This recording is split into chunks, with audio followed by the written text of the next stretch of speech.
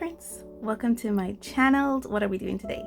Today is the conclusion of my exploration for this month.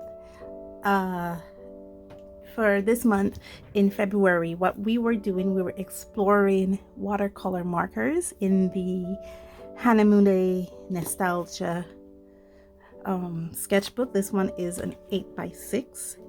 And I am at my very last page, so let me take you guys back to the beginning of this exploration. You would have already seen some of these because I would have highlighted them in previous videos. This is my this was made with the Albert Durr watercolor markers. I wanted to see what the Albert Durr watercolor markers would have been able to do in this sketchbook. So because I noticed with water-based markers there is no bleed through on this paper, so I took the risk and I did a piece with the Albert Durr watercolor markers, and I really enjoyed how it came out. I love the colors, I love the brightness. I think at this point I was already accustomed with the streakiness, and I tried to see how I could make that streakiness work in my favor, especially when rendering something. This is where I actually test out alcohol-based markers and water-based markers in this sketchbook, and when I realized that there was no bleed through.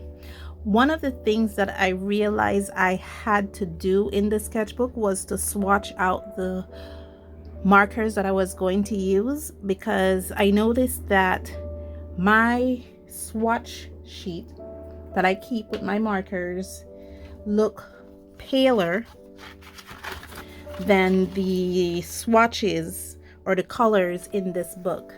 So here's my swatch sheet, and here is the colors in this sketchbook.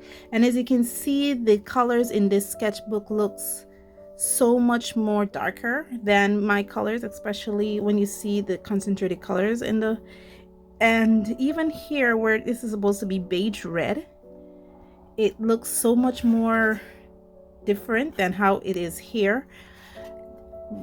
So what I had to do in this sketchbook was to swatch out the markers in this sketchbook to see basically how the colors would have looked.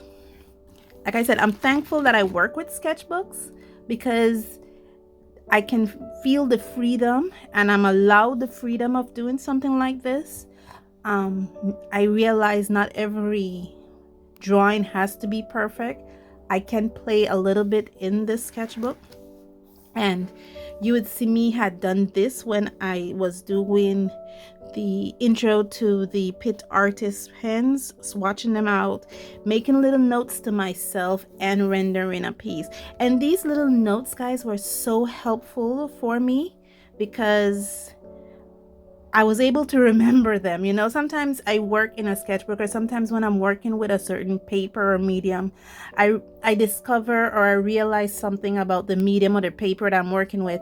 And if I don't write those little notes down, I will tend to forget them, that when I do work with that medium or with that surface again, it's kind of like starting from new, because I'm like, okay, what did I remember? Let me bring you guys out a bit, just a little bit. So it's like, what do I remember about this? I think you guys can now appreciate the fullness of this.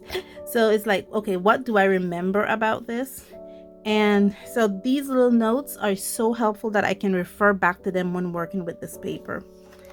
Here is where I actually tested the Albert Durr watercolor markers. I did an illustration. I had to double stamp because the stamp didn't make a good indentation here or imprint on this part of the book, so I had to double stamped and work in single layers. I realized that my 121 Albert Durr marker is fading and I needed to replace it.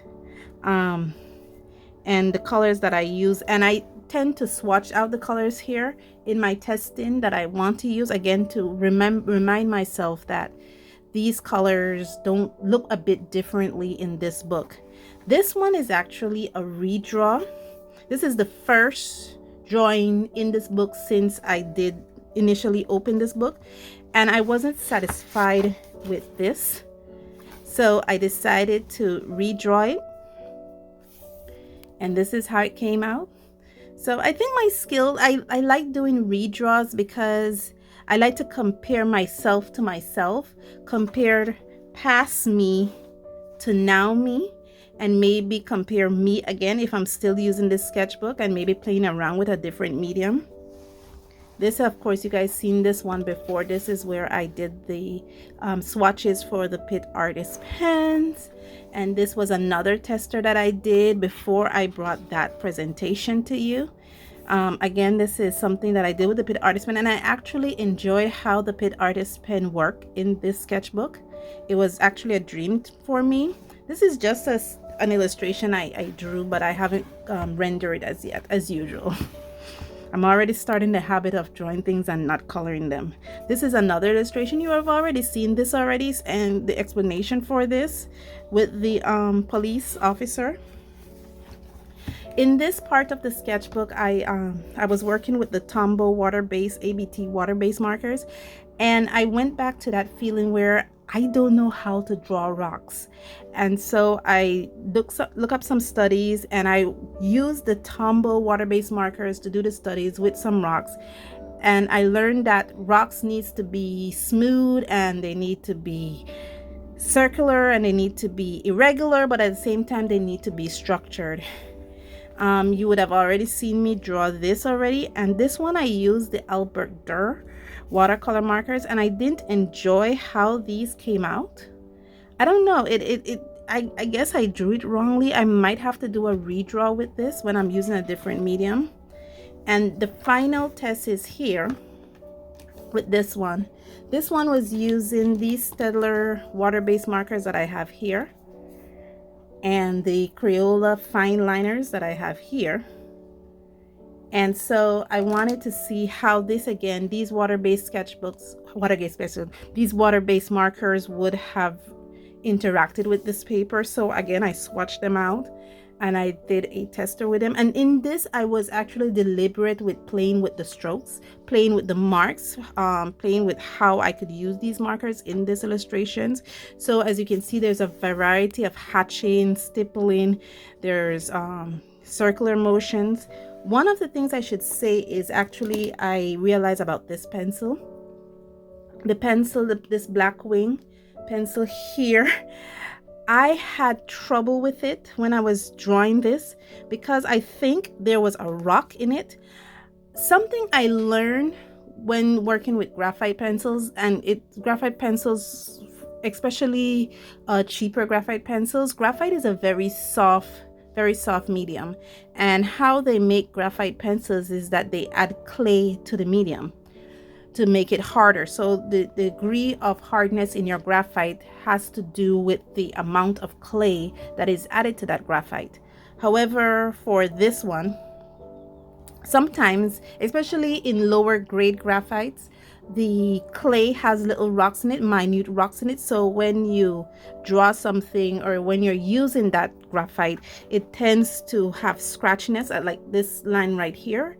As you can see, the line is right here. That scratchy line was in this pencil, and I think there was a rock in the pencil because it was actually in the pencil lead itself. I actually had to resharpen the pencil again to kind of get rid of that rock.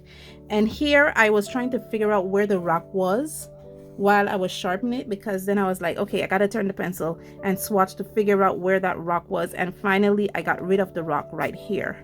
Guys, this exploration has been so much fun for me. It's been so enlightening. It's been so beautiful for me, and I'm not sure what exploration we're gonna do for next month. I'm not sure if I'm going to be still working in this paper, so please stay tuned. I will love to stay tuned. I would love to continue working this paper, but there's other little things I want to do in March. So thank you so much for joining me on this journey, and as always, stay safe, stay blessed, and I'll see you in the next one. Bye.